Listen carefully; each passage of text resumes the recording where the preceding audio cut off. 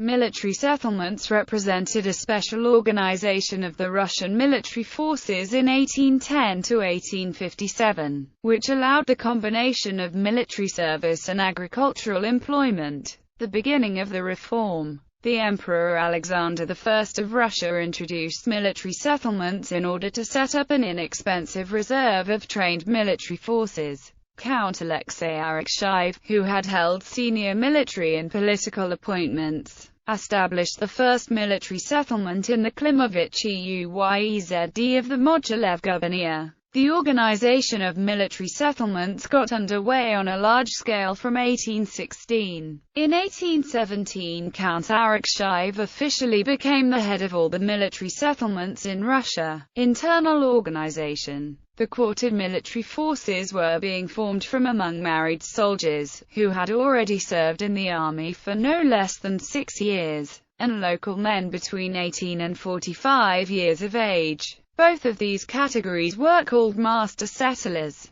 The rest of the locals of the same age, who had been fit for military service, but had not been chosen, were being enlisted as assistants to their masters and were a part of reserve military subdivisions. The children of the military settlers were being enlisted in the cantonists at the age of 7. Upon reaching the age of 18, they were transferred to the military units. The settlers would retire at the age of 45 and continue to serve in hospitals and other establishments. Each military settlement consisted of 60 interconnected houses with a regiment of 228 men. Each such house had 4 masters with indivisible household economy. The life in a military settlement was strictly controlled. The peasants had to undergo military training, which caused tardiness and unseasonableness in agricultural activities. Corporal punishment was a common phenomenon. Military settlements were being created on fiscal lands, which would often provoke riots among the state-owned peasants,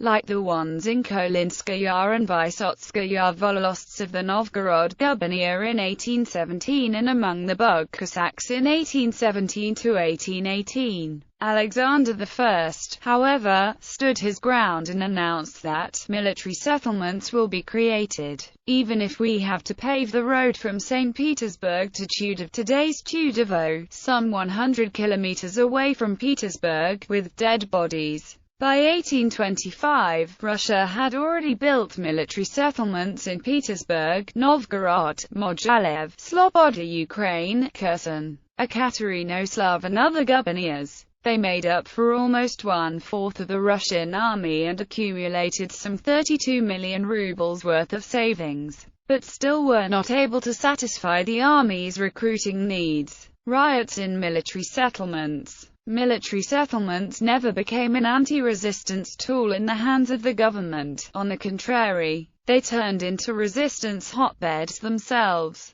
In June 1819, the Chargayev Regiment uprising took place amidst the Sloboda Ukraine military settlement, which would then spread over to the Taganrog Regiment Okrug a month later. The rebels were demanding from the government to let them be what they had been before the reform, capturing their confiscated lands, beating and dousing their superiors. Count Arakcheyev was put in charge of the punitive expedition, which would result in the arrest of more than 2,000 men. 313 people were subjected to military tribunal, 275 of which would be sentenced to corporal punishment by 12,000 strikes each with metal rods. 25 men are known to have died during the execution of this sentence. The rest were transferred to Orenburg. In July 1831, one of the largest military riots in the Russian army of the first half of the 19th century took place in a military settlement near Staraya Russa. It was caused by cholera outbreak, which would in turn provoke a number of cholera riots. The military settlement was overrun by the rebels, who then court-martialed their superiors and executed them. The rebellion spread over the majority of military settlements of the Novgorod gubernia. The battalion, sent by the government to pacify the rebels, took the side of the insurgents. Soon, the authorities suppressed the uprising and severely punished those who took part in it.